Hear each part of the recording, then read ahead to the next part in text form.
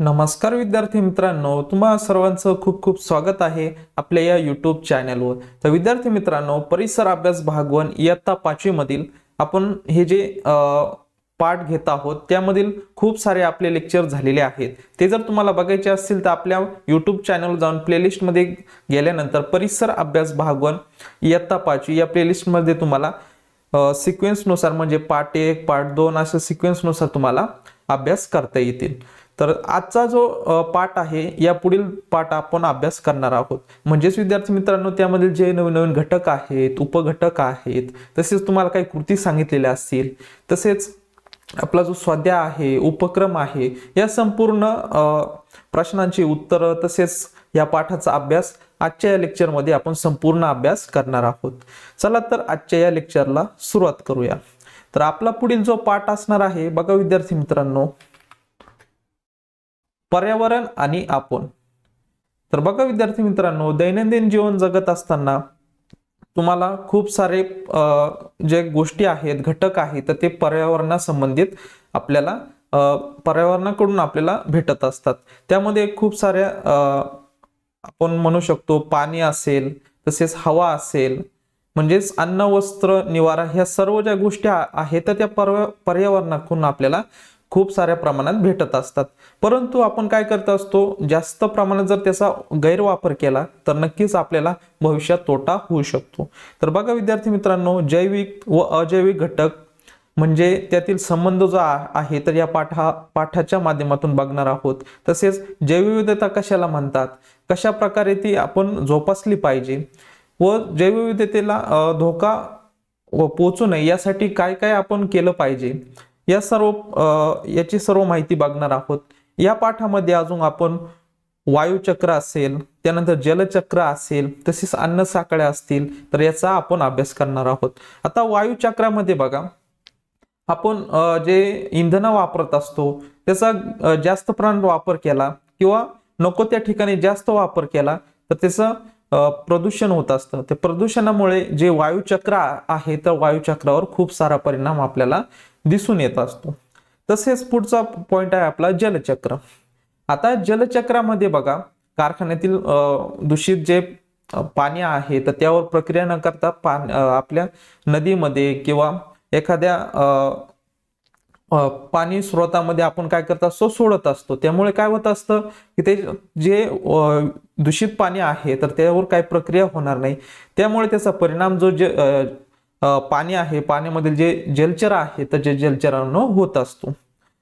तसेच विद्यार्थी मित्रांनो, अन्न साखळी। आता अन्न साखळी त्यातील एखादा घटक आहे, समजा आपण एखादं उदाहरण घेऊयात, समजा सूर्यापासून गवत म्हणजे जे वनस्पती आहे तर ते स्वतःचं अन्न स्वतः सूर्यापासून मिळवत असतात, म्हणजे ते तयार करत असतात। तर त्यानंतर त्या गवतावर जगणारे जे कीटक असतील, समजा नाकतोडा असेल, तर तो नाकतोडा काय करत असतो, ते गवत खात असतो व त्याचं अन्न जे आहे तर ते अन्नची गरज जी आहे तर ती भागवत असतो। व नाकतोड्याला खाणारा कोण आहे तर चिमणी असेल, इतर पक्षी असतील, तर ते काय करत असतात, नाकतोड्याला खात असतात। आता आपण ही अन्न साखळी उदाहरण म्हणून घेतलेली आहे। त्यामध्ये जर एखादा घटक गायब झाला तर काय होणार आहे, संपूर्ण जी अन्न साखळी आहे तर त्या अन्न साखळीवर परिणाम आपल्याला दिसून येणार आहे। म्हणजेच त्यावर जगणारे पक्षी जे आहेत तर त्या पक्ष्यांना अन्नच मिळणार नाही, मग ते कशा प्रकारे जगतील। तर त्यामुळे अन्न साखळी व मधील जे घटक आहे तर ते घटक नामशेष होऊ नये यासाठी आपण म्हणजे त्यांचं संवर्धन केलं पाहिजे। त्यानंतर बघा, पुढील जो घटक आहे पाण्यातील जलचरांवर धोका। आता जे पाण्यातील जलचर आहेत तर यांवर कशा प्रकारे धोका निर्माण झालेला आहे तर त्याविषयी या पाठात आपण छान प्रकारे आपण माहिती घेणार आहोत। म्हणजेच त्यापासून आपण जे जलचर आहेत तर ते कशा प्रकारे जगवले पाहिजे, वाचवले पाहिजे, यासाठी आपण प्रयत्न करणार आहोत। त्यानंतर आहे वनस्पती प्राणी संरक्षण। आता आपण काय करतो, पर्यावरण म्हणलं की पर्यावरणामध्ये खूप सारे आपल्याला जंगल, उद्यान आपल्याला बघायला भेटत असतात। तर हे जे जंगल आहे तर ते आपण आता लोकसंख्या जशी वाढत आहे तर लोकसंख्या वाढल्यामुळे काय होत आहे तर निसर्गावर त्याचा परिणाम होत आहे। म्हणजेच माणूस राहण्यासाठी नवीन नवीन जागा निर्माण करत आहे, यासाठी खूप सारे जंगल असतील, अरण्य असतील, हे काय करत आहे तर तोडत आहेत व त्यामुळे तेथील जे प्राणी आहेत तर त्यांच्यावर खूप साऱ्या प्रमाणात परिणाम झालेला आपल्याला दिसून येत असतो। त्यानंतर पुढे आहे देवराई कशाला म्हणायचं, त्यानंतर उद्यान कोणकोणत्या ठिकाणी कोणत्या कोणत्या प्राण्यांसाठी आहेत याचा आपण अभ्यास करणार आहोत। तसेच अभयारण्य आहेत तर त्या अभयारण्याचा सुद्धा आपण या पाठामध्ये अभ्यास करणार आहोत। तर बघा सुरुवातीला आपल्याला काय सांगितलेलं आहे सांगा पाहू। मोठ्या प्रमाणावर जंगल तोड झाल्यास काय होईल ते पुढील प्रश्नांच्या आधारे तुम्हाला सांगायचं आहे। आता बघा विद्यार्थी मित्रांनो, जंगलातील सजीवांचे अन्न व पाण्याचे स्रोत घटकातील का वाढतील आणि का। बघा जंगलातील सजीवांचे अन्न व पाण्याचे स्रोत जे आहे घटकातील का वाढतील आणि कशा प्रकारे तर बघा जंगल तोड झाल्यामुळे तेथील जे अन्न आहे तसेच पाणी आहे तर यावर परिणाम आपल्याला झालेला दिसून येत असतो। तेथील जर आपण झाडे तोडली तर त्या ठिकाणी राहणारे जे प्राणी असतील पक्षी असतील तर यांवर परिणाम आपल्याला झालेला दिसून येत असतो। त्यानंतर दुसरा प्रश्न विचारलेला आहे, हे सजीव त्याच जागी राहतील की निवाऱ्यासाठी इतरत्र जातील आणि का। तर बघा आता एखादं जंगल घेऊयात, जंगलाचा एखादा भाग आपण काय केला तेथील जंगल तोड आपण केली म्हणजे तेथील झाडं जे आहेत तर ते आपण तोडलेली आहेत। आता तोडल्यानंतर तेथील जे प्राणी असतील पक्षी असतील आता त्यांचे तुम्ही घरटे तोडलेले आहेत, मग त्यांना निवाऱ्यासाठी ते काय करणार आहे दुसरी जागा बघणार आहे, म्हणजेच ते काय करणार आहे त्यांचं स्थलांतरण करणार आहेत। त्यामुळे ते आपली जागा सोडून ते इतरत्र जाणार आहेत, कारण त्यांचे म्हणजे निवाऱ्यासाठी जागा अन्नासाठी त्यांना दुसरीकडे जावं लागणार आहे। त्याचं कारण जे असणार आहे तर बघा त्यांना अन्न तयार करण्या म्हणजे अन्न शोधण्यासाठी आता ते ठिकाणी तर राहू शकत नाही, कारण त्या ठिकाणी जंगलतोड झालेली आहे, त्या ठिकाणी त्यांना अन्न पण भेटणार नाही, म्हणून त्यांना आपली जागा सोडून इतरत्र म्हणजे स्थलांतर करावा लागत असतं। त्यानंतर बघा तिसरा प्रश्न आहे, जंगलातील वनस्पतींच्या व प्राण्यांच्या वास्तव्याची जागा कमी होईल का वाढेल। साहजिकच आहे, आता आपण जंगल तोड केल्यामुळे तिथील जे वनस्पती आहे प्राण्यांची वास्तव्याची जागा काय होणार आहे कमी होणार आहे। त्यानंतर बघा पुढील प्रश्न काय आहे, तेथील सजीवांची संख्या वाढेल का कमी होईल। आता बघा जंगलतोड झाल्यामुळे आपण खूप सारे बातम्यांमध्ये किंवा वर्तमानपत्रांमध्ये आपण खूप सारी माहिती बघत असतो, तेथील जे सजीव आहे तर ते जंगलातून मानव वस्ती असेल या ठिकाणी आलेले आपल्याला दिसून येत असतात, कारण तेथील जे अन्नाचे स्रोत आहे तर त्यांचे आपण काय करत असतो जंगल तोड केल्यामुळे तिथे त्यांना अन्न भेटत नसतं, म्हणून ते अन्नाच्या शोधात काय करत असतात मानव वस्तीकडे आलेले आपल्याला दिसून येत असतात। मग तेथील जंगलात जर नामशेष होत झाला किंवा जंगल तोडच केली तर तेथील जे त्यांना अन्न मिळणारे घटक आहे तर ते घटक कमी होणार आहे। साहजिकच याचा परिणाम जो आहे आपण अन्न साखळीचा अभ्यास केलेला आहे, त्यामध्ये आपल्याला बघा एक घटक दुसऱ्या घटकावर अवलंबून असतो, समजा त्यांना अन्नच भेटलं नाही तर साहजिक आहे तर तेथील सजीव जे आहे तर त्यांची संख्या कमी होणार आहे। आता हे चारही प्रश्नांची आपण उत्तरं बघितलेली आहे। आता पुढील जो घटक आहे तर बघा जंगलतोड। आता जंगलतोडविषयी आता माहिती बघूयात। जगभरातील एकूण लोकसंख्या आता सुमारे 600 कोटीच्या घरात आहे। बघा जगभरातील जी संपूर्ण लोकसंख्या आहे तर ती 600 कोटींच्या घरात आहे। या लोकांच्या गरजा भागवण्याच्या प्रयत्नात माणूस नवनवे तंत्रज्ञान शोधून काढत आहे। बघा आता लोकसंख्या वाढली म्हणजे त्यांना अन्न तर लागणार आहे, यासाठी मग मानवाने काय केलेले आहे नवीन तंत्रज्ञान जे आहे तर ते शोधून काढलेले आहेत। म्हणजे मानवाच्या गरजा आहे अन्न वस्त्र निवारा या संपूर्ण ज्या गरजा आहे तर यासाठी नवनवीन तंत्रज्ञानाचा मानव काय करत आहे तर वापर करत आहे। यासाठी मानव अधिकाधिक जमीन जलस्रोत वापरत आहे। बघा आता लोकसंख्या जर जास्त वाढली तर तेथील जे जंगल आहे तर यांवर परिणाम होणार आहे, त्या ठिकाणी राहण्यासाठी जमिनी लागणार आहे, म्हणून तेथील जंगलतोड जी आहे तर ती मानव करीत आहे। तसेच जलस्रोत म्हणजे आता अन्न वस्त्र निवारा म्हणजे पाणी तर लागणारच आहे, यासाठी जलस्रोत सुद्धा मानव शोधू लागलेला आहे। त्यासाठी जे बोरवेल असतात तर त्यांचा वापर करीत आहे, म्हणजे जमिनीत सुद्धा पाणी शोधून त्या वापरण्यासाठी जलस्रोताचा वापर करीत आहे।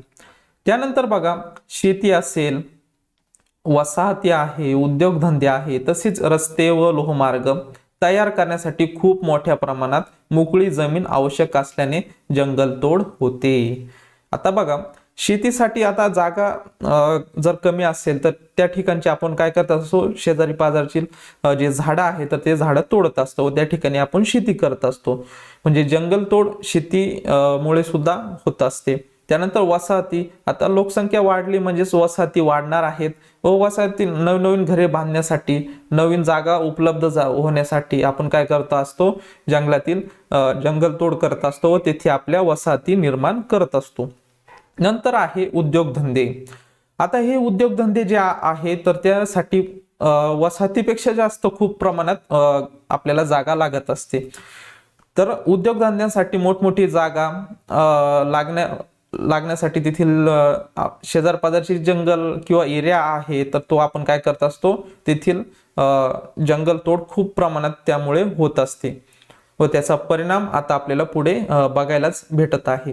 तसेच रस्ते आहे, लोहमार्ग आहे, तर बघा आता लोहमार्ग जो आहे तर तो वसाहतींमधून तर जाणार नाही, त्यासाठी खूप साऱ्या प्रमाणात म्हणजे लोहमार्ग असेल किंवा रस्ते आहे तर हे आपण काय करत असतो, एक गाव दुसऱ्या गावाला जोडत असतं, तसेच एक शहर दुसऱ्या गावाला शहर जोडत असतं, त्यामुळे त्यासाठी खूप साऱ्या प्रमाणात मोठी जागा लागत असते। त्यामध्ये आता समजा एखादा रस्ता बांधायचा असेल तर त्यामध्ये खूप सारे झाडं येत असतात किंवा जंगलं येत असतात, तर ते आपल्याला तोडावे लागत असतात, तोडल्यामुळे मग त्या ठिकाणून आपल्याला रस्ता तयार करावा लागतो, म्हणजेच जंगल तोड साठी जे कारण आहे रस्ते पण असू शकतात। तसेच लोहमार्ग आहे, लोहमार्गासाठी पण आपण काय करत असतो, तेथील संपूर्ण रूळ टाकण्यासाठी तेथील डोंगर आपण फोडत असतो, तसेच जंगल असेल तर जंगले पण आपण तोडत असतो।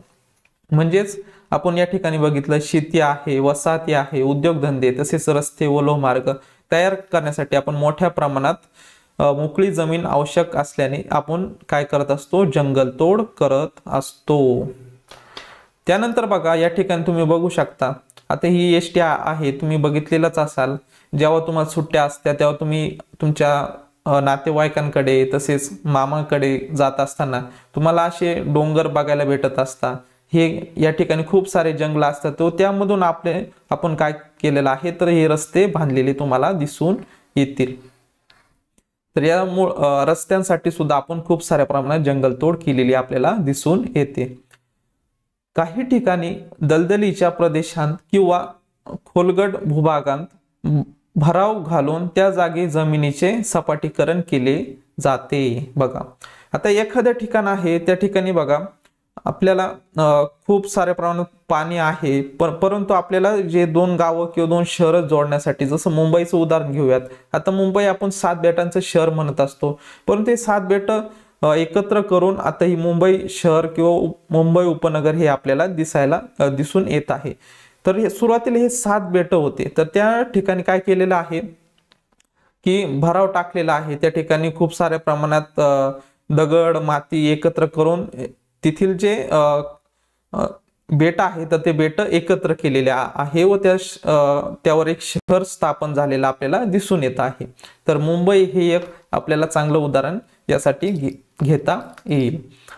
त्यानंतर बघा या ठिकाणी लोहमार्गाचं तुम्हाला चित्र दिलेलं आहे, या ठिकाणी बघा हे खूप सारे जंगल आहे, परंतु लोहमार्गाचा जो रस्ता आहे यासाठी आपल्याला या ठिकाणी जंगल तोड केलेली आपल्याला दिसून येते।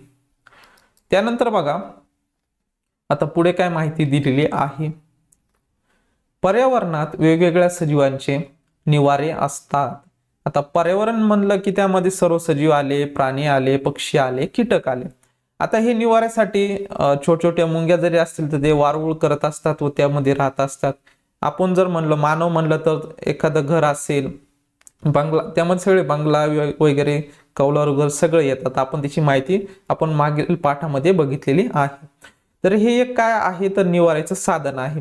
तसेच पक्षी आहे घरटे करून राहतात, प्राणी आहे काही जंगलामध्ये राहतात, वाघ म्हणलं तर ते गुहेमध्ये राहतात, म्हणजे हे काय आहे तर निवाऱ्याचे साधन आहेत।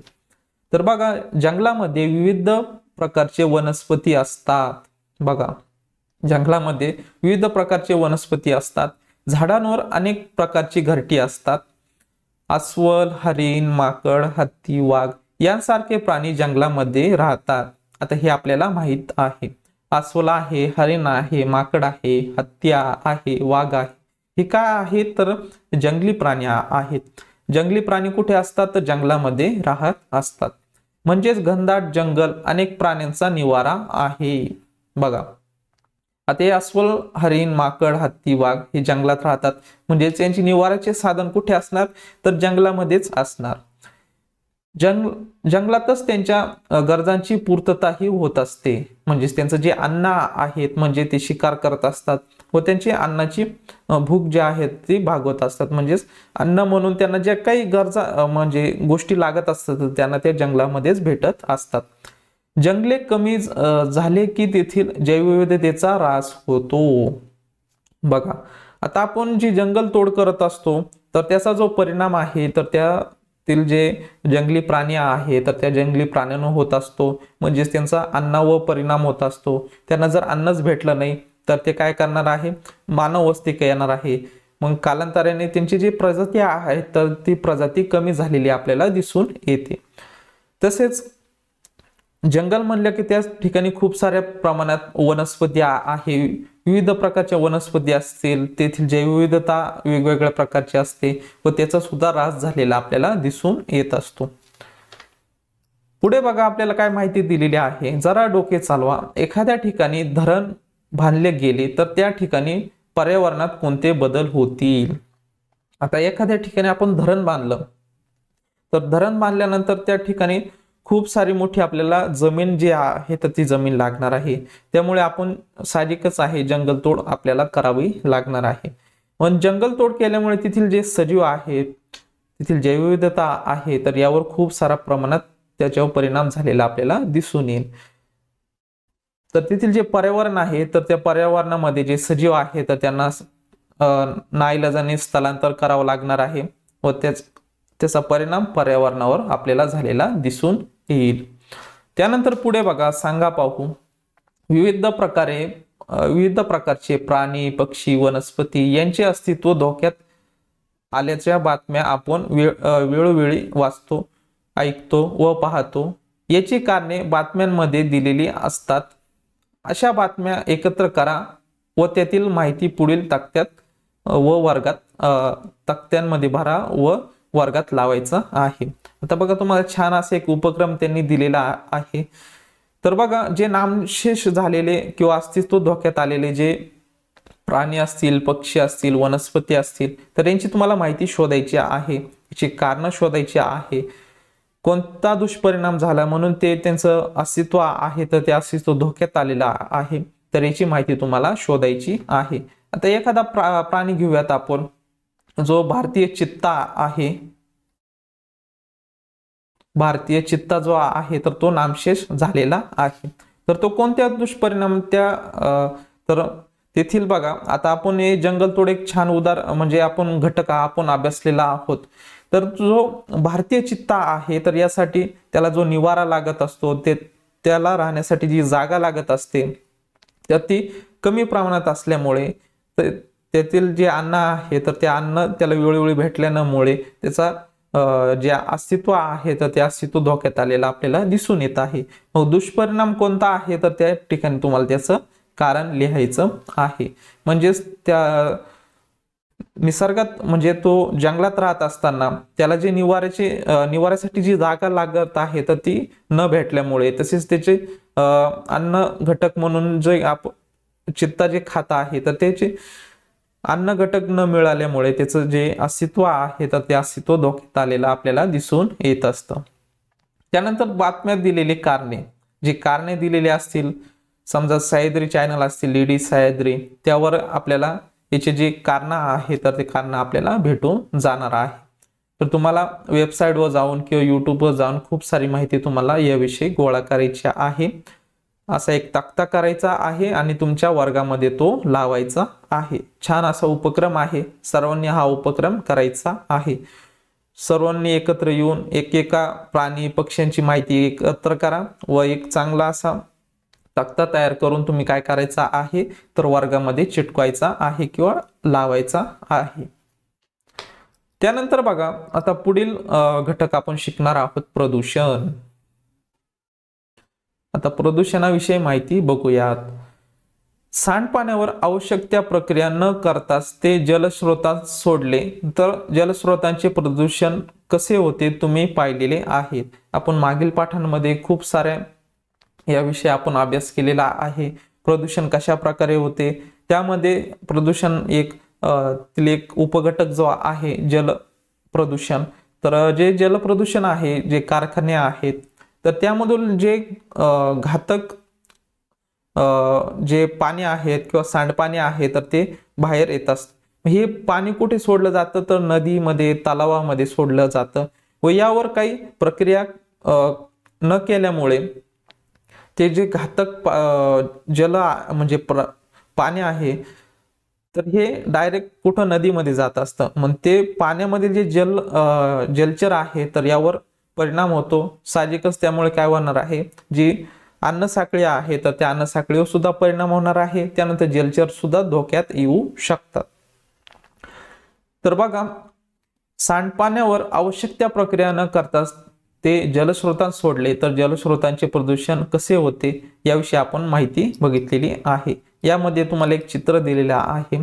कारखान्यातून परिसरात सोडले जाणारे सांडपाणी या ठिकाणी तुम्ही बघू शकता। हा इथे एक कारखाना दिलेला आहे। या ठिकाणी पाणी येत आहे या दोन ठिकाणी आणि या ठिकाणी तुम्हाला नदी दिसत आहे।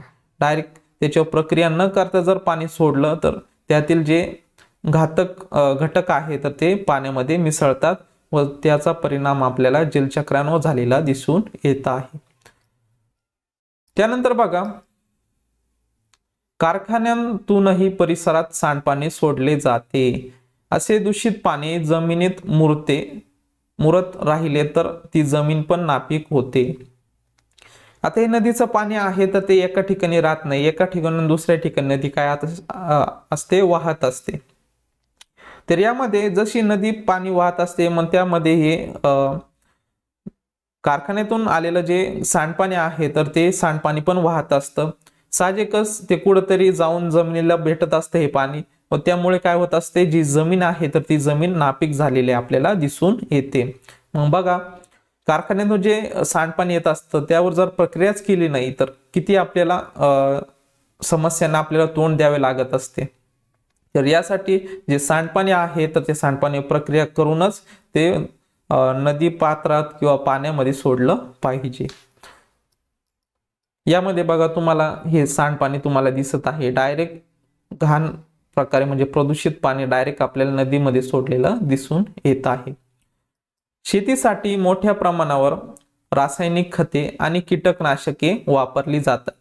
ही रसायने मातीत जिरतात आणि पावसाच्या पाण्याबरोबर शेवटी वाहून नद्यांमध्ये पोहोचतात। आता बघा शेतीविषयी आपण माहिती खूप बघितलेली आहे। त्याविषयी आपण काय करत असतो शेतीतील जे पिकं घेत असतो तर त्यासाठी रासायनिक खतांचा खूप प्रमाणात आपण वापर करत असतो, तसेच कीटकनाशकांचा वापर करत असतो। मग जेव्हा शेतीमध्ये आपण हे कीटकनाशके वापरत असतो किंवा रासायनिक खते टाकत असतो मग ते काय होतं पाण्यात मातीमध्ये जिरतात आणि पाऊस जेव्हा येत असतो त्या पावसाच्या पाण्याबरोबर हे जे रासायनिक खतं आहेत किंवा कीटकनाशके आहेत तर ते पाण्यामध्ये मातीत जिरतात व पाऊस आल्यामुळे ते काय होतात पाण्याबरोबर काय करत असतात वाहून येत असतात व नद्यांमध्ये पोहोचत असतात। अशा अनेक कारणांमुळे पाण्याचे आणि मातीचे प्रदूषण घडत असते। मग अशामुळे काय होत असतं जास्त प्रमाणात रासायनिक खते किंवा कीटकनाशकांचा जर वापर केला तर जी जमीन आपल्याला नापीक झालेली दिसून येत असते, तसेच मातीचं सुद्धा प्रदूषण होत असतं आणि त्याच जेव्हा पाऊस येत असतो पाऊस आल्यानंतर पावसाच्या पाण्याबरोबर हे घातक किंवा रासायनिक खतं असतील कीटकनाशके वाहून जात असतात व पाण्याचे प्रदूषण झालेले आपल्याला दिसून येत असते। यामुळे तेथील प्राणी आहे वनस्पती आहे यांना धोका पोहोचतो। अशा सजीवांची संख्या कमी होऊ लागते सरते शेवटी ते अनेक सजीव नामशेष होत असतात। बघा आता याचाच परिणाम काही वर्षानंतर काही कालावधीनंतर आपल्याला जे सजीव आहे तर ते तेथील सजीव, पाण्यातील सजीव असतील किंवा मातीच्या प्रदूषणामुळे त्याचा परिणाम इतर सजीवांवर होत असतो व कालांतराने हे सजीव जे आहे तर हे सजीव नामशेष झालेले आपल्याला दिसून येत असतात। तर आता बघा पुढे काय आपल्याला सांगितलेलं आहे, सांगा पाहू। यामध्ये बघा हवा प्रदूषित कशामुळे होत असते, जी हवा आहे तर ती हवा कशामुळे प्रदूषित होत असते। आता आपण दैनंदिन जीवन जगत असताना बघा सकाळी उठल्यानंतर आपण काय करत असतो, आपल्याला आंघोळीसाठी गरम पाणी करत असतो। गरम पाणी करत असताना आपल्याला ग्रामीण भागामध्ये आपण चुलीचा वापर करत असतो। चुलीमध्ये आपण लाकूड तसेच गौरी, शेणाची गौरी असेल याचा वापर करत असतो। यामुळे काय होत असतं तर प्रदूषण होत असतं। तसेच आपण एका गावाहून दुसऱ्या गावात जाण्यासाठी किंवा एका ठिकाणून दुसऱ्या ठिकाणी जाण्यासाठी वाहनांचा आपण वापर करत असतो।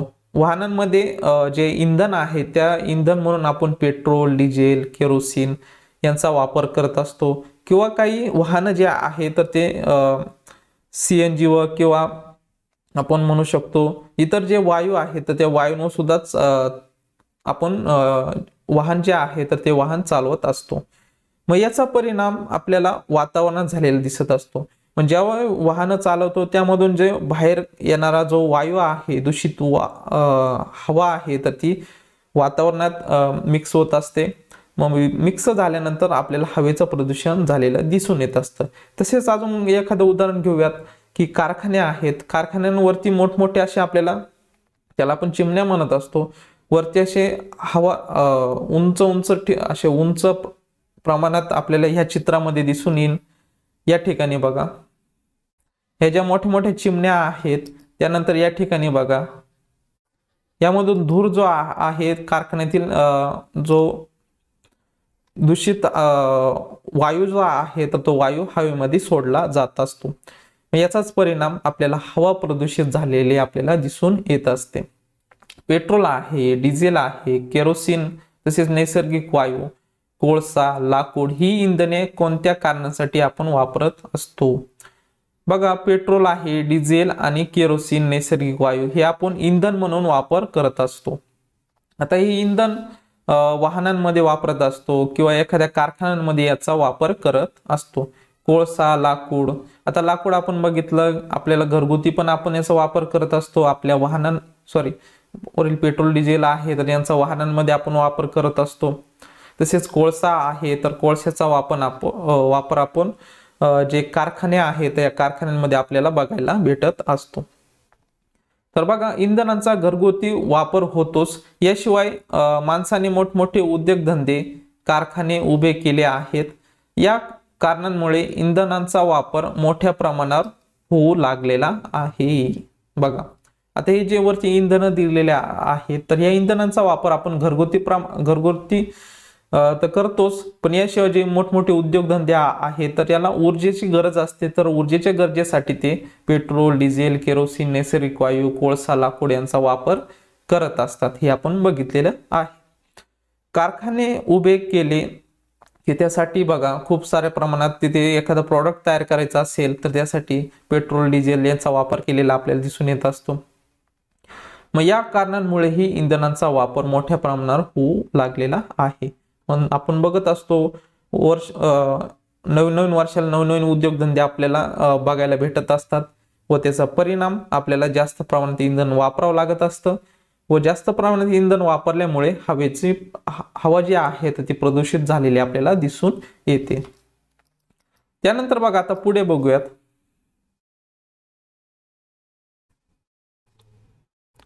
एकीकडे इंधनाच्या ज्वलनातून कार्बन डायऑक्साइड प्रचंड प्रमाणावर हवेत मिसळतो तर दुसरीकडे प्रचंड प्रमाणावर जंगलाचा ऱ्हास होत आहे। यामुळे वाढलेल्या कार्बन डायऑक्साइड शोषून घेण्यासाठी वनस्पती अपुऱ्या पडत आहेत।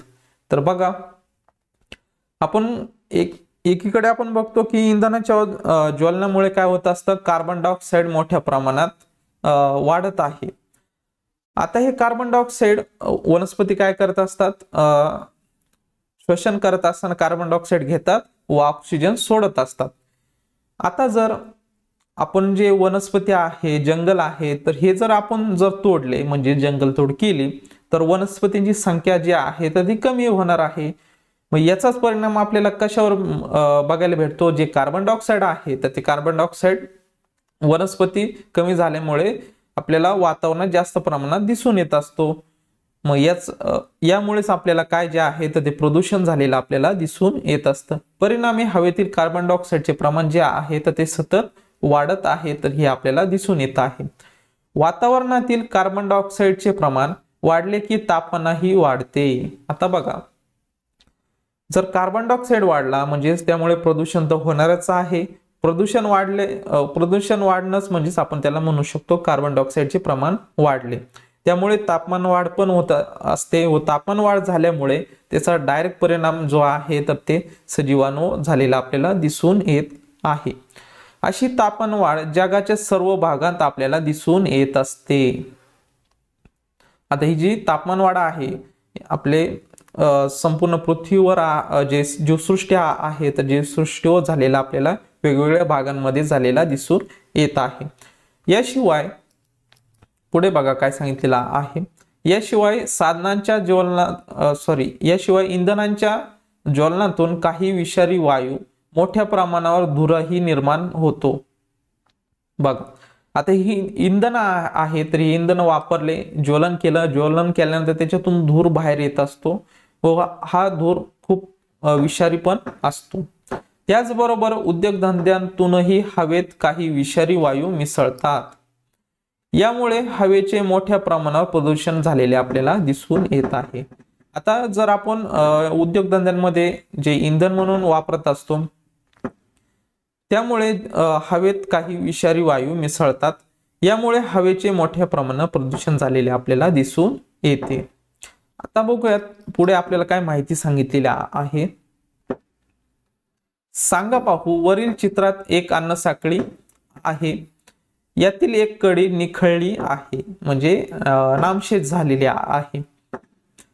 साखळीतील नाकतोड्यावर काय परिणाम होईल, पक्षावर काय परिणाम होईल, निखळलेल्या कडीतील चित्र कोणते असेल, कडीतील सजीव नाहीसा झाला तर संपूर्ण जीवसृष्टीला कोणता धोका पोहोचेल याची वर्गात चर्चा करा. एक उदाहरण म्हणून आपण पाठाच्या सुरुवातीलाच आपण याची अन्न साखळी म्हणून माहिती घेतली होती. आता हा जो सूर्य आहे, आता आपल्याला माहिती आहे वनस्पती काय करतात, सूर्यापासून स्वतःचं अन्न स्वतः तयार करत असतात. पण ज्याची ते काय असणार आहे, गवत असू शकतात किंवा झाडे असू शकतात किंवा छोटे छोटे रोपटे असतील. तर ते पानं आहे तर ते पानं काय करत असतो, हा नाकतोडा खात असतो. म्हणजे यांची अन्न साखळी आहे. सूर्यापासून अन्न तयार करून हे जे म्हणजे एक गवत म्हणूया, गवत किंवा वनस्पती आहे तर ते वनस्पती मोठ्या होत असतात. त्यांची पाने कोण खात असतं, हा नाकतोडा खात असतो. नाकतोड्याला कोण खात असतो, ही चिमणी खात असते किंवा पक्षी खात असतात. तर ही एक अन्न साखळी घेतलेली आहे. तर या चित्रात मग या ठिकाणी काय येणार आहे, गवत येऊ शकतं व वनस्पती येऊ शकतात. आता नाकतोड्यावर काय परिणाम होईल, आता जर या ठिकाणची जर त्याचे अन्न जे आहे तर ते अन्नच भेटलं नसल्यामुळे हा नाकतोडा आहे तर हा नाकतोड्याला अन्न भेटणार नाही. त्यामुळे ह्या नाकतोडा सुद्धा मरून जाणार आहे. नाकतोडा जर मेला तर नाकतोडा कोणाचा अन्न आहे तर चिमणीचा आहे, पण ही चिमणी पण काही कालांतरे नामशेष झालेली आपल्याला दिसून येणार आहे. म्हणजेच एक जर घटक निखळला तर त्याचा परिणाम संपूर्ण जे अन्न साखळी आहे तर अन्न साखळीवर झालेला आपल्याला दिसून येईल. त्यानंतर पक्षावर काय परिणाम होईल आपण बघितलेला आहे. निखळलेल्या कडीतील चित्र कोणत्या याच्याविषयी माहिती बघितली. कडीतील सजीव नाहीसा झाला तर संपूर्ण जीवसृष्टीला कोणता धोका पोहोचेल याची वर्गात चर्चा करा. आता ही अन्न साखळी जर गायब झाली तर याचा परिणाम आपल्याला जे पर्यावरण आहे तर या पर्यावरणावर झालेला आपल्याला दिसून येईल. त्यामध्ये बघा आता पुढील घटकाचा आता अभ्यास बघूयात. या ठिकाणी बघा पर्यावरण संतुलन राखण्याची गरज. आता जे पर्यावरण आहे ते पर्यावरणाचं संतुलन जे आहे तर हे संतुलन राखण्याची गरज कशा प्रकारे आहे तर त्याच्याविषयी आपण माहिती बघूयात. मानवाच्या निसर्गातील हस्तक्षेपामुळे हवा, पाणी, जमीन अशा सर्व ठिकाणी मोठमोठे बदल घडून येत आहेत. तसेच अजैविक घटकांचे प्रदूषण होत आहे. परिणामी जैविक घटकांचे अस्तित्व धोक्यात आलेले आहे. तर काही जैविक घटक नष्टही झालेले आहेत. बघा, आता पर्यावरण जे आहे तर ते आपल्याला खूप साऱ्या प्रमाणात मोफत आपल्याला काही गोष्टी देत असतो. त्यामध्ये पाणी असेल, हवा आहे, तसेच निवाऱ्यासाठी जागा पण आपल्याला पर्यावरण देत असतं. परंतु आपला जो हव्यास आहे, मानवाचा जो हव्यास आहे किंवा त्यांनी मानवाने केलेलं अतिक्रमण म्हणू शकतो, पर्यावरणावर केलेलं अतिक्रमण जे आहे तर त्याचा परिणाम आपल्याला पर्यावरणातील संतुलनावर झालेला आपल्याला दिसून येत असतो. म्हणजेच आता जशी लोकसंख्या वाढत आहे, आपण काय करत असतो, जंगलतोड करत असतो व राहण्यासाठी आपण निवारा करत असतो. याचा परिणाम पर्यावरणावर आपल्याला झालेला आपल्याला दिसून येत आहे. याचा खूप सारा अभ्यास आपण या मागील पाठांमध्ये, या पाठामध्ये आपण केलेला आहे. तर काही आता या ठिकाणी बघा, पर्यावरणाच्या एका घटकात बिघाड झाला तर त्याचा इतर घटकांशी असलेल्या संबंधावर परिणाम होऊन पर्यावरणाचा समतोल जे आहे तर तो पर्यावरणाचा समतोल बिघडत असतो. तर आपण वर उदाहरण घेतलेलं आहे. जेव्हा नाकतोड्याला जे अन्न आहेत, गवत असेल किंवा वनस्पतीची पानं आहे तर ते पण वनस्पतीचे पानं खाऊन नाकतोडा जिवंत राहू शकतो. परंतु जर त्याला ते अन्नच भेटलं नाही तर त्याच्यामुळे त्याचं जीवन पण धोक्यात येऊ शकतं, अस्तित्व धोक्यात येऊ शकतं. अस्तित्व धोक्यात आल्यामुळे त्याचा परिणाम साहजिकच आहे, नाकतोडा नामशेष होणार आहे. मग जे नाकतोडा जे आहे तर ते अन्न कोणाचा आहे, पक्ष्यांचा आहे. मग त्याचा परिणाम पक्ष्यांवर आपल्याला झालेला दिसून येत असतो. व जी अन्नसाखळी आहे तर अन्नसाखळी जी आहे तर ती साहजिकच आहे, नष्ट होणार आहे. याचा परिणाम आपल्याला पर्यावरणाच्या समतोलावर झालेला दिसून येत असतो. पृथ्वीवरील जैविक घटक वेळोवेळी अस्तंगत होतात, म्हणजेच नामशेष होतात. आपण वर उदाहरण घेतलेलं आहे, साहजिकच आहे ती अन्नसाखळी नामशेष होणार आहे. सध्याच्या काळात ही प्रक्रिया खूप वेगाने होत आहे. त्यामुळे सर्व जीवसृष्टीला याचा धोका झालेला आपल्याला दिसून येत आहे. तर बघा, माहित आहे का तुम्हाला, विविध प्रकारचे प्राणी किंवा वनस्पती हळूहळू नामशेष झाले तर अनेक अन्नसाखळ्यांमधील कड्या नष्ट होतील. त्यांचा परिणाम पृथ्वीवरील सर्व जीवसृष्टींवर होईल. निसर्गातील पर्यावरणाचा समतोल कोलमडल्याशिवाय राहणार नाही, असे अनेक शास्त्रज्ञांचे मत आहेत. बघा, खूप साऱ्या अशा आपल्याला पर्यावरण अन्नसाखळ्या दिसून येत असतात. म्हणजे एक घटक दुसऱ्या घटकावर अवलंबून आहे. त्यामुळे जर ह्या ज्या अन्नसाखळ्यामध्ये एखादा घटक जर निखळला किंवा नामशेष झाला तर त्याचा परिणाम आपल्याला संपूर्ण अन्नसाखळीवर झालेला दिसून येत आहे. याचाच अभ्यास खूप साऱ्या शास्त्रज्ञांनी केलेला आहे.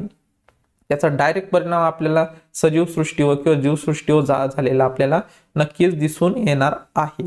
तर त्यासाठी जे घटक आहे तर त्या घटकांचं म्हणजे पर्यावरणाचं समतोल जे आहे तर ते आपल्याला राखावं लागणार आहे. त्याच्यावर जास्त प्रमाणात अतिक्रमण किंवा जंगलतोड करू नये. त्यामुळे आपल्याला जे जंगलातील प्राणी असतील, वनस्पती असतील, तसेच त्या ठिकाणची जीवसृष्टी असेल तर त्याच्यावर परिणाम होणार नाही, म्हणजे वाईट परिणाम झाला नाही पाहिजे, अशा गोष्टी आपण केल्या पाहिजे.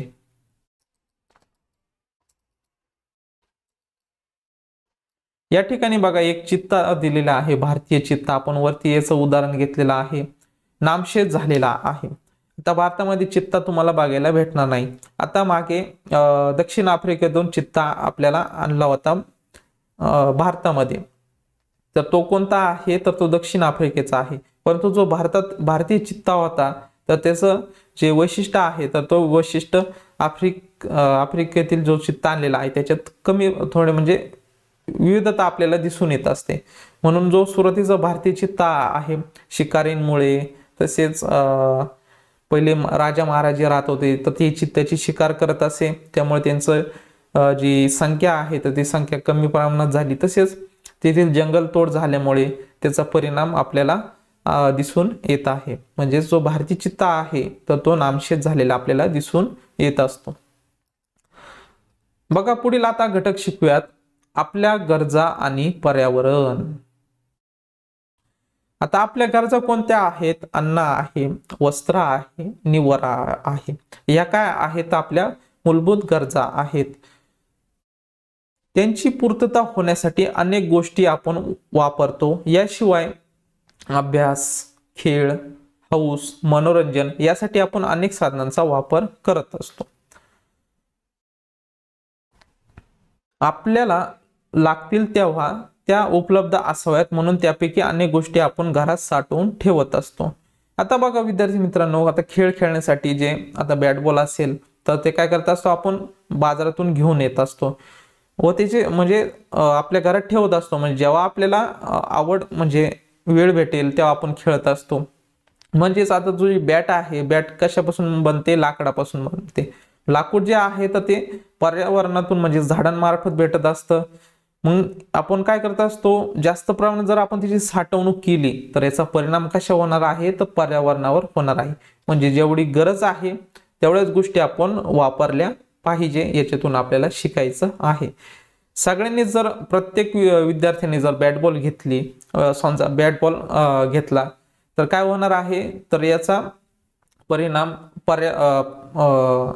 जे वनस्पती आहे तर त्या वनस्पती होणार आहे, वनस्पती तोडणार, त्यापासून बॅट बनवणार आणि ती बाजारात आपण विकत घेणार.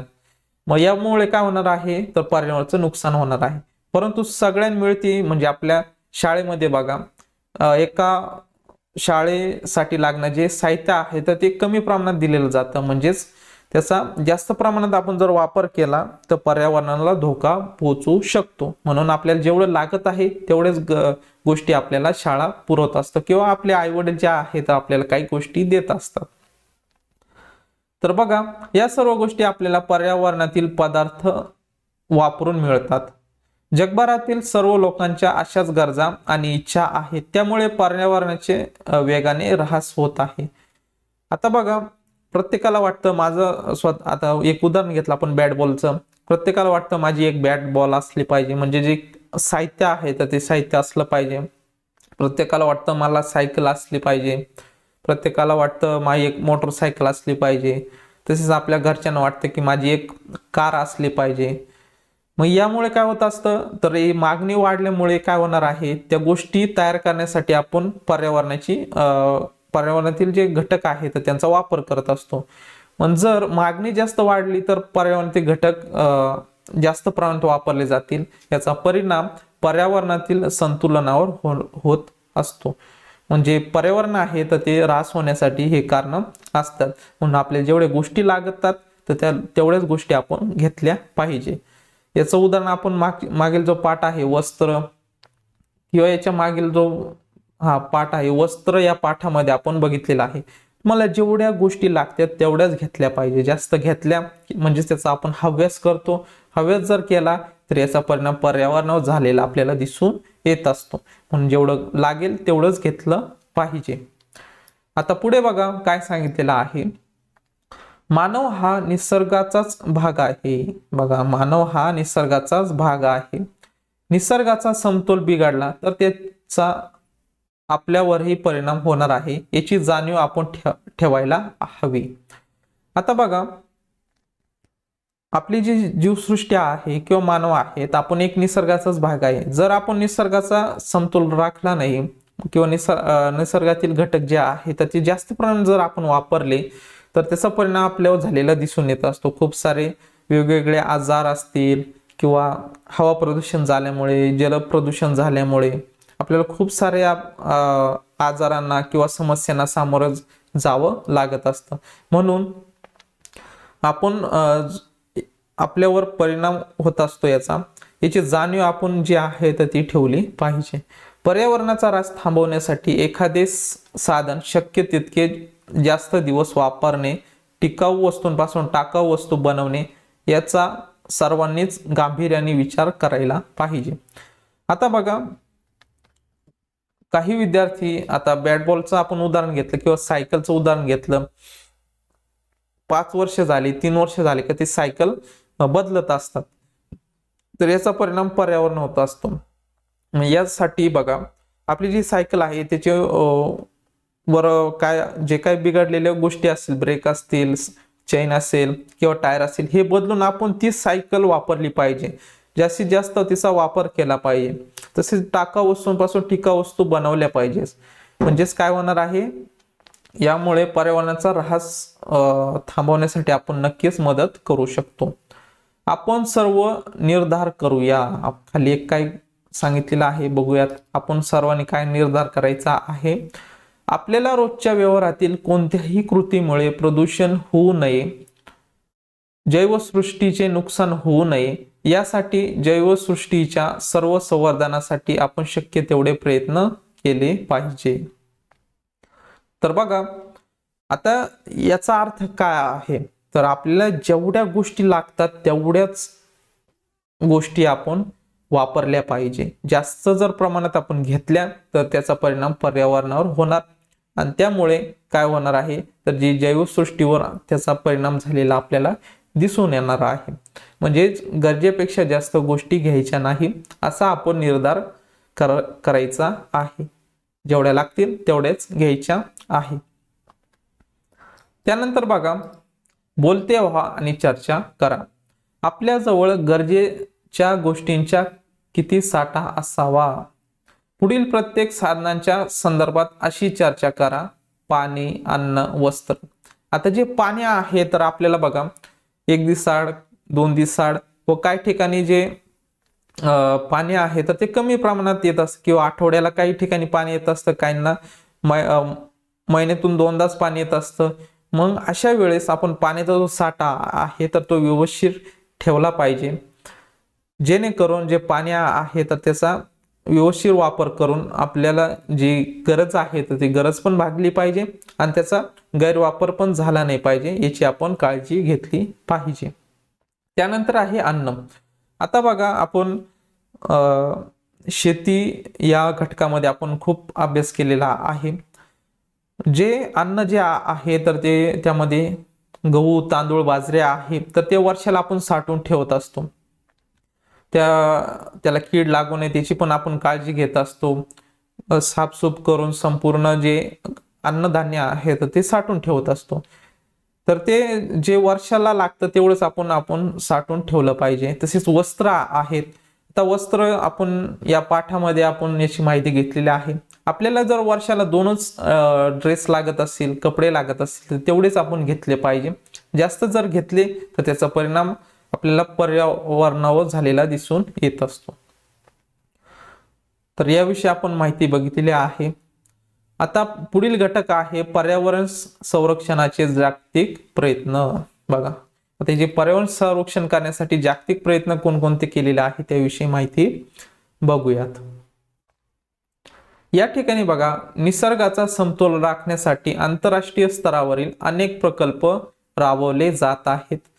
जगातील सर्व लोकांमध्ये या धोक्यांविषयी जाणीव जागृती करणे अत्यंत महत्त्वाचे आहे. बघा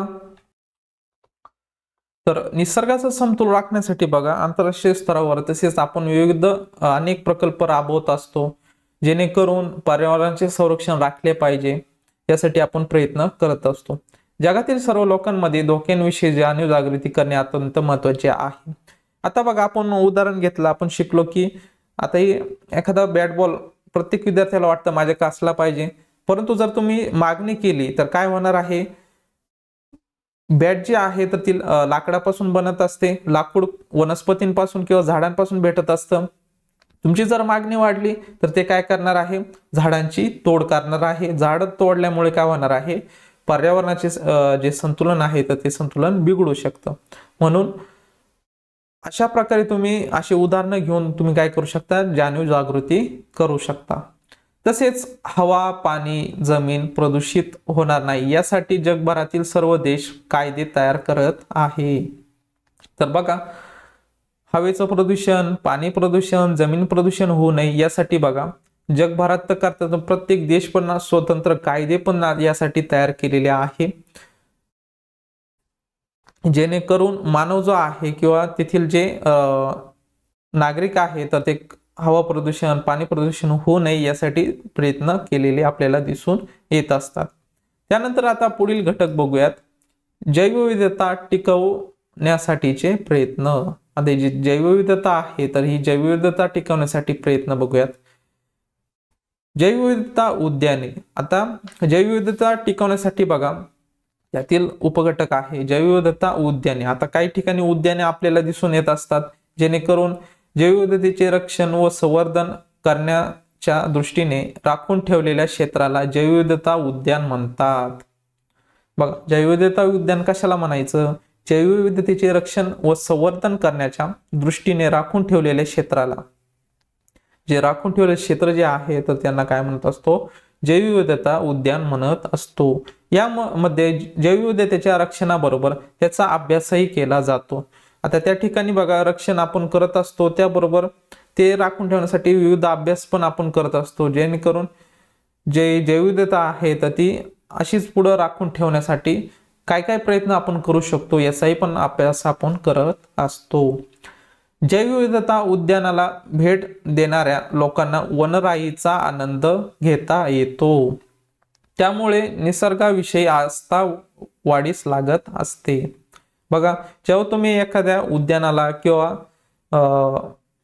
एखाद्या ठिकाणी बघा जैवविविधतेचे जे उद्यान आहे तर यांना जर तुम्ही भेट दिली तर तुम्हाला असं जंगलात आल्यासारखं किंवा वनराई सारखा तुम्हाला आनंद तिथे बघायला भेटत असतो. म्हणजे वेगळंच असं चांगलं वातावरण, शुद्ध हवा, तुम्हाला शुद्ध पाणी त्या ठिकाणी बघायला भेटत असतं.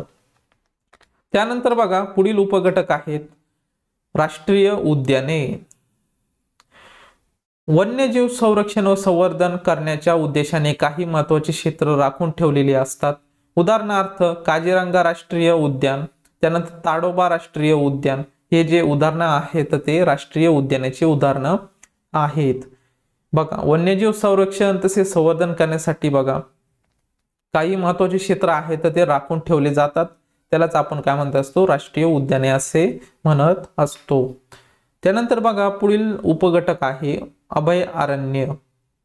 विशिष्ट प्राण्यांचे वनस्पतींचे संरक्षण व्हावे, संवर्धन व्हावे यासाठी वनक्षेत्र राखीव ठेवले जाते. अशा राखीव क्षेत्राला आपण काय म्हणत असतो? अभयारण्य म्हणत असतो. उदाहरणार्थ राधानगरी अभयारण्य. तर बघा अभयारण्यामध्ये काय केलं जातं? जे प्राणी आहे, वनस्पती आहे तर यांचे संरक्षण केले जाते, संवर्धन पण केले जाते जेणेकरून यासाठी वनक्षेत्र जे आहे तर ते राखीव ठेवले जाते. म्हणजे त्यासाठी विशिष्ट जागा राखीव ठेवली जात असते. याचं उत्तम उदाहरण म्हणजे राधानगरी अभयारण्य. पृथ्वी तलावर वनस्पती नष्ट होऊ लागल्यामुळे प्राण्यांची संख्या कमी होते. म्हणून जंगलातील वनस्पतींचे संरक्षण व संवर्धन करणे जरुरीचे आहे. बघा पृथ्वी तलावर वनस्पती नष्ट होऊ लागल्यामुळे तेथील प्राण्यांची संख्या आहे तर ती प्राण्यांची संख्या कमी होत आहे. म्हणून जंगलातील जे वनस्पती आहे तर त्यांचे संरक्षण करणे किंवा संवर्धन करणे खूप महत्त्वाचे आहे. जंगलतोड थांबवून वृक्षारोपण करून वनस्पतीचे रक्षण केल्यास त्यावर अवलंबून असणाऱ्या वन्यजीवांचेही रक्षण होत असते. बघा म्हणजेच आपलं पर्यावरणातील जे प्रत्येक घटक आहे तर या प्रत्येक घटकाचं किती महत्त्व आहे तर हे महत्त्व आपल्याला बघायला भेटत आहे. या ठिकाणी तुम्ही गेंडा बघू शकता, या ठिकाणी खूप सारे जंगल याचं उदाहरण आहे. त्यानंतर हे जे आपल्याला प्राणी बघायला भेटत असतात तर यांचं संवर्धन केलं पाहिजे जेणेकरून जे अन्न साखळीतील प्रत्येक घटक आहे ते प्रत्येक घटक आपल्याला महत्त्वाचा आहे. या ठिकाणी हत्ती बघू शकता तुम्ही. या ठिकाणी एक चित्र दिलेलं आहे, यामध्ये तुम्ही हरण तसेच ससा, त्यानंतर ही जंगली म्हैस म्हणू शकतो हे तुम्ही बघू शकता. त्यानंतर हे खूप सारे वनस्पती तुम्हाला शेजारी दिसत आहे.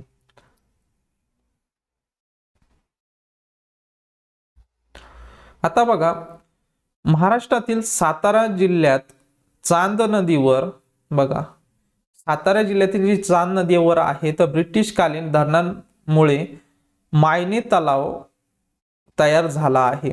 उत्तर आशियातील सायबेरिया प्रदेशातून या तलावात रोहित पक्षी स्थलांतरित करून येतात? बघा, महाराष्ट्रातील जे सातारा जिल्हा आहे बघा, त्यामध्ये चांद नदी आहे. चांद नदीवर ब्रिटिशकालीन धरणांमुळे मायने तलाव तयार केलेला आहे, म्हणजे तयार झालेला आहे. तर त्या ठिकाणी बघा, उत्तर आशिया जे आहे, उत्तर आशिया येथे सायबेरिया प्रदेशातून रोहित पक्षी काय करत असतात, तर स्थलांतर करत असतात, तेथे घरटी बांधत असतात. म्हणजे सातारा जिल्ह्यामध्ये चांद नदीवर जो मायनी तलाव आहे, तर या ठिकाणी रोहित पक्षी काय करत असतात, स्थलांतर करत असतात. तर तेथे घरटी बांधतात, अंडी घालतात. पिल्ले मोठी झाल्यावर ते पिल्लांसह परत आपल्या सायबेरिया या ठिकाणी जात असतात.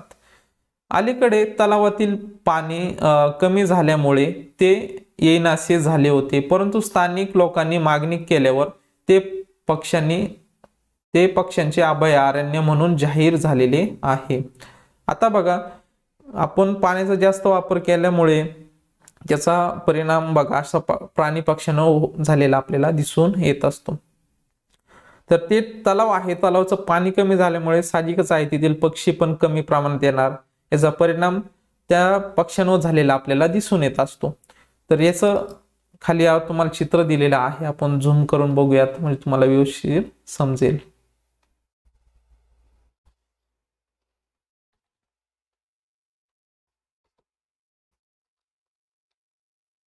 या ठिकाणी तुम्ही बघू शकता रोहित पक्षी व त्याची घरटे.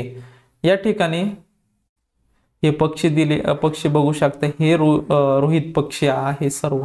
या ठिकाणी बघा अंडे घालतात, त्यांचे घरटे पण तुम्हाला दिसतील. या ठिकाणी ते अंडे घालतात, त्याच्यातून पक्षी बाहेर येतात व परत ते काय करतात, आपल्या सायबेरिया ठिकाणी परत जात असतात.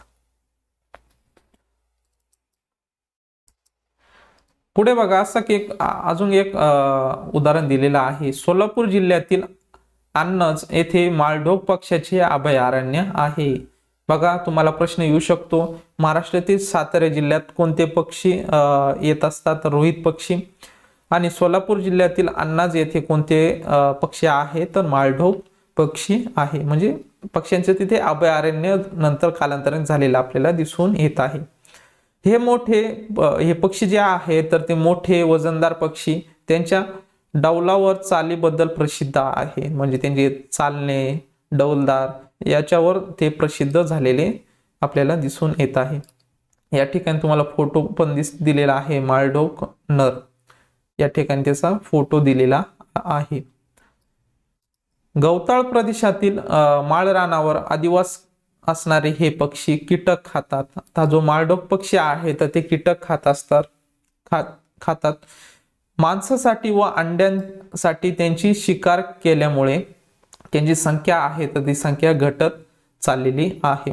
आता हे जे माळढोक पक्षी आहे, मानव काय करत आहे, त्याच्या मांस खाण्यासाठी तसेच त्याचे अंडे खाण्यासाठी शिकार करू लागला. त्याचा परिणाम आपल्याला त्यांच्या म्हणजे त्यांची जी संख्या आहे, माळढोक पक्षीची संख्या आहे, तर ती कमी झालेली आपल्याला दिसून येत असते.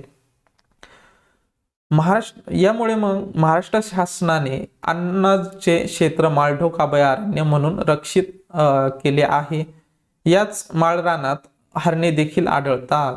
बघा, त्यांची संख्या घटत चालली होती, त्यामुळे महाराष्ट्र शासनाने अन्नाचे क्षेत्र जे आहे, तर ते माळढोक अभयारण्य म्हणून रक्षित केलेले आहे. याच माळरानात हरणे देखील तुम्हाला आढळतात. आता त्याचं एक फोटो पण या ठिकाणी आपल्याला दिलेला आहे, माळढोक मादी व हरणे. या ठिकाणी बघू शकता, ही माळढोक मादी आहे आणि त्या ठिकाणी या गवताळ प्रदेशात तुम्हाला हरण पण दिसून येतात, म्हणजेच आढळतात. तर पुढे बघा काय माहिती दिलेली आहे. पुणे अहमदनगर रस्त्यावर पुण्यापासून सुमारे 50 किलोमीटर अंतरावर असलेली मोराची चिंचोली हे गाव मोरांसाठी प्रसिद्ध आहे. येथे सुमारे 2500 मोर आहेत. येथे पूर्वापार लावलेली चिंचेची झाडे असून झाडांची निगा राखल्यामुळे तेथील पर्यावरण या पक्ष्यांना अनुकूल आहे. या गावात मोरांना अभय मिळालेले आहे. बघा, या ठिकाणी तुम्ही मोर बघू शकता या फोटोमध्ये. तर पुणे अहमदनगर रस्ता जो आहे तर त्या रस्त्यावर तुम्हाला पुण्यापासून सुमारे 50 किलोमीटर अंतरावर चिंचोली हे गाव तुम्हाला बघायला भेटेल। या ठिकाणी जवळपास 2500 मोर तुम्हाला तेथे आढळून येतील किंवा त्यापेक्षा जास्त पण असतील। येथे पुरापार आता ही चिंचोली गाव आहे तर हे नाव कशा प्रकारे पडलेले हे आपण बघू शकतो। या ठिकाणी चिंचेची जे झाडे लावलेली आहेत तर त्यांची निगा राखली जाते, त्यामुळे ते चिंचोली गाव असं नाव पडलेलं असू शकतं। तेथील जे झाडं आहेत तर त्यांची निगा राखल्यामुळे तेथील पर्यावरण या पक्ष्यांना काय आहे तर ते अनुकूल आहे, म्हणून या गावात मोरांना अभय मिळालेले आहे हे तुम्ही बघू शकता। त्यानंतर बघा या ठिकाणी देवराई एक वरदान। हे देवराई म्हणजे नेमकी काय आहे तर ते बघूयात। देवराई हा घटक शिकूयात। भारतीय संस्कृतीमध्ये वन संरक्षणाचा विचार झालेला आहे। देवराई हे त्याचे उदाहरण आहे। देवराई म्हणजेच देवासाठी राखून ठेवलेली जंगल। बघा, देवराई म्हणजेच काय, देवासाठी राखून ठेवलेली जंगल अशी भावना त्या भागात राहणाऱ्या लोकांची असते। या भावनेमुळे देवराईमधील एकही झाड तोडले जात नाही, त्यामुळे देवराईतील झाडे आजही सुरक्षित आहे। आता बघा, आपली जी भारतीय संस्कृती आहे त्यामध्ये देवराई म्हणजे देवासाठी राखून ठेवलेली जागा असते। मग त्यातील जे झाडं आहेत तर त्या झाडाची जोपासना केली जाते, झाडं तोडली सुद्धा जात नाही। मग त्यामुळे तेथील काय म्हणू शकतो, एक प्रकारे झाडं आहे तर त्यांना संरक्षण भेटत असतं। मग त्यामधील प्राणी असतील, पक्षी असतील तर यांचं पण संवर्धन आपल्याला झालेलं दिसून येत असतं। त्यामुळेच देवराईतील झाडे आजही सुरक्षित आहे आपल्याला बघायला भेटतं। महाराष्ट्रात अनेक अशा देवराया आहेत, विविध ठिकाणी आहेत। तसेच मध्य प्रदेशात सुद्धा आढळणाऱ्या देवराया त्यांना आपण काय म्हणतात तर शरण वने म्हणत असतात। आपण महाराष्ट्रात देवराया म्हणतो, मध्य प्रदेशात त्यांना शरण वने म्हणतात। देवरायांमध्ये वनस्पतींनाच नव्हे तर प्राण्यांनाही अभय मिळते। या देवराया प्राचीन काळातही अभयारण्य म्हणावी लागतील। बघा, जुन्या काळी आपण आता जसं अभयारण्य म्हणतो त्या काळी त्यांना काय म्हणत असे तर देवराया म्हणत असे। म्हणजेच देवराया प्राचीन काळातील आपण अभयारण्यच म्हणावी लागतील आपल्याला। त्या काळात देवराया म्हणायचे, आता अभयारण्य म्हणतो, म्हणजे दोघांचा अर्थ एकच, देवराया आणि अभयारण्य हे एकच आहेत। या ठिकाणी बघू शकता तुम्ही देवराई कशा प्रकारे असते। या ठिकाणी तुम्हाला एक मंदिर दिसेल, म्हणजे या ठिकाणी जो देव असेल तर त्यासाठी ही जंगल आहे तर जंगल राखून ठेवली जात असे व त्यांचं संवर्धन केलं जात असे। म्हणजेच त्या ठिकाणी प्राणी असतील, पक्षी असतील तर त्यांना सुद्धा संरक्षण भेटत असे। अशा प्रकारचे देवराया तुम्हाला महाराष्ट्रात सुद्धा बघायला भेटतील। तसेच इतर राष्ट्रांमध्ये मध्य प्रदेश असेल, उत्तर प्रदेश असेल, या ठिकाणी सुद्धा तुम्हाला बघायला भेटतील।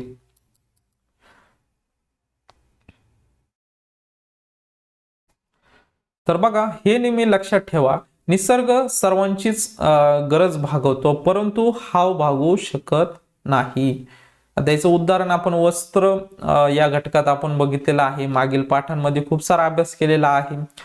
निसर्ग सर्वांचीच गरज भागवत असतो। अन्न, वस्त्र, निवारा हे आपल्या निसर्गात खूप साऱ्या प्रमाणात भेटत असतं, परंतु जर आपण हाव केली, प्रमाणापेक्षा जास्त आपल्याला गरजेपेक्षा जास्त एखादी गोष्ट घेतली तर काय होणार आहे तर ती गरज आहे तर ती निसर्ग पुरवू शकणार नाही।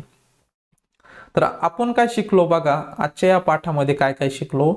पर्यावरणातील जैविक तसेच अजैविक घटकांचे एकमेकांशी संबंध असतात। वेगवेगळ्या प्रदेशात वेगवेगळे प्राणी, वनस्पती तसेच सूक्ष्मजीव आढळतात।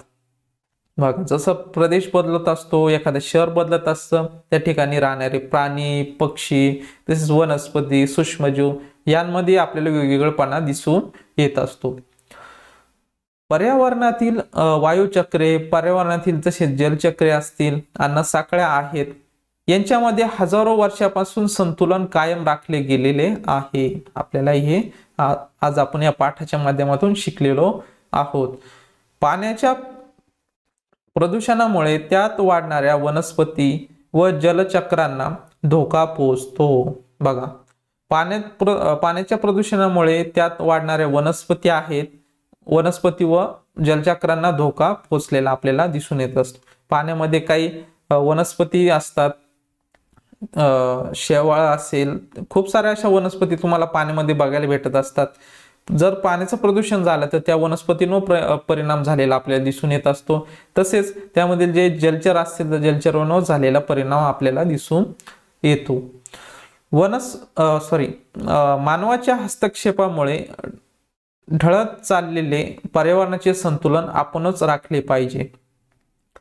वनस्पती व प्राणी यांना संरक्षण मिळावे यासाठी आपण देवराई, जैवविविधता उद्याने तसेच राष्ट्रीय उद्याने, अभयारण्ये यांची आपण निर्मिती केलेली आहे। देवराईच म्हणजेच काय तर आपण म्हणू शकतो, वरती आपण बघितलेलं आहे, उद्यानेच एक प्रकारे त्याला आपण म्हणू शकतो। या ठिकाणी देवराई आपण बघू शकतो। मध्य प्रदेशात याला काय म्हणत असतो, शरण वने आपण म्हणत असतो। म्हणजेच ते प्राचीन काळातील काय आहेत तर अभयारण्य आहेत। आता स्वाध्याय बघूयात, काय करावे बरे। नदी, तलाव यांमध्ये जलपर्णीचा चादर पसरली आहे, तर ती जलपर्णीची चादर आहे तर ती काढली पाहिजे।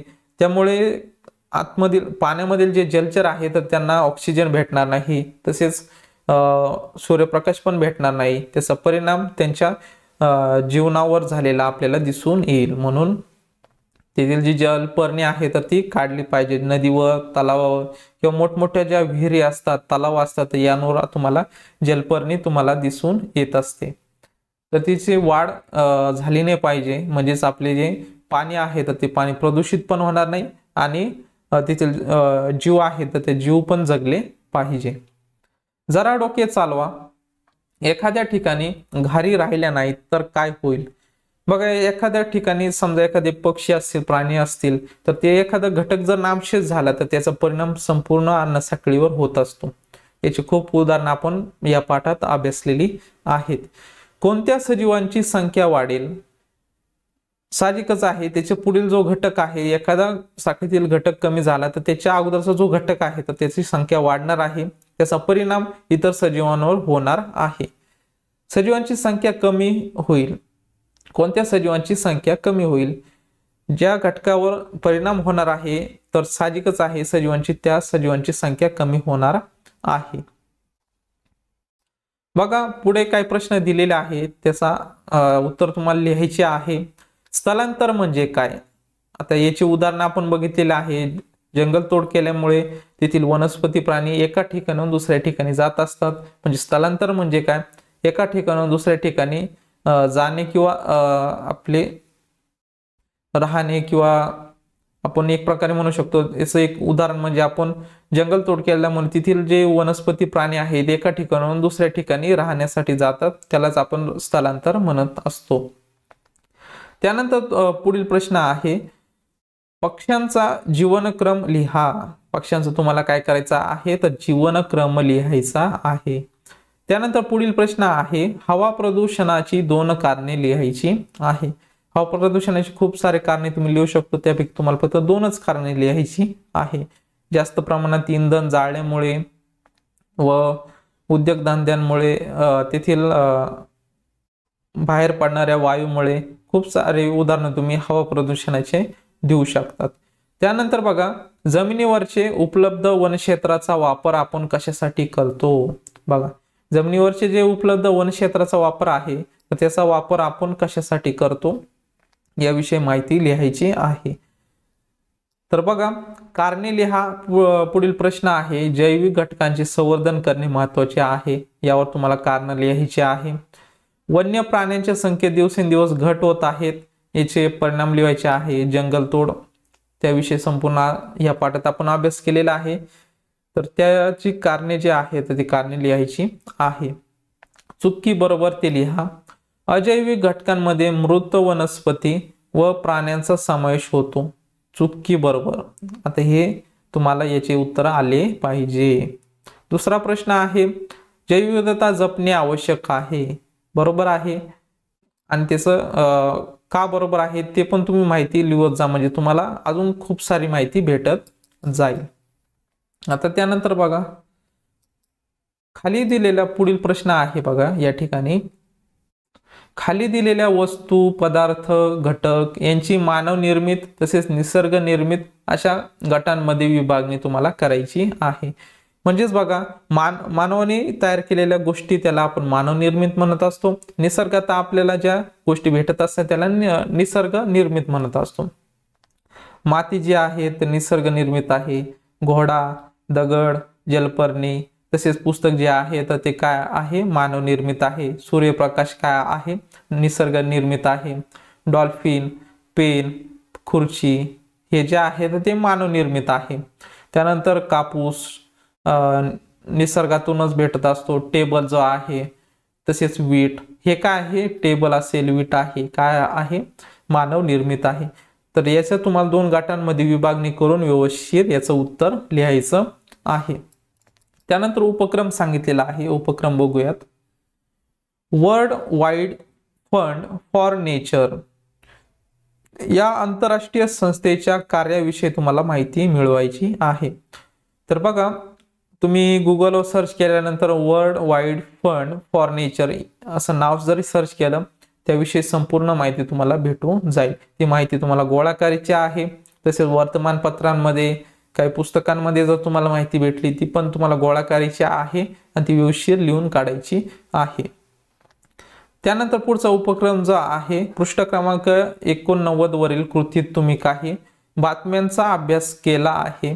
सजीवांवर होणारे दुष्परिणाम टाळण्यासाठी तुमच्या परिसरात काय केले जाते याची माहिती मिळवा.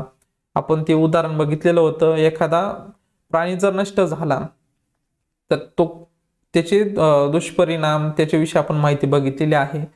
मग तुमच्या परिसरात काय केले जाते बघा, सजीवांवर होणारे दुष्परिणाम टाळण्यासाठी तुमच्या परिसरात काय केले जाते याची तुम्हाला माहिती मिळवायची आहे.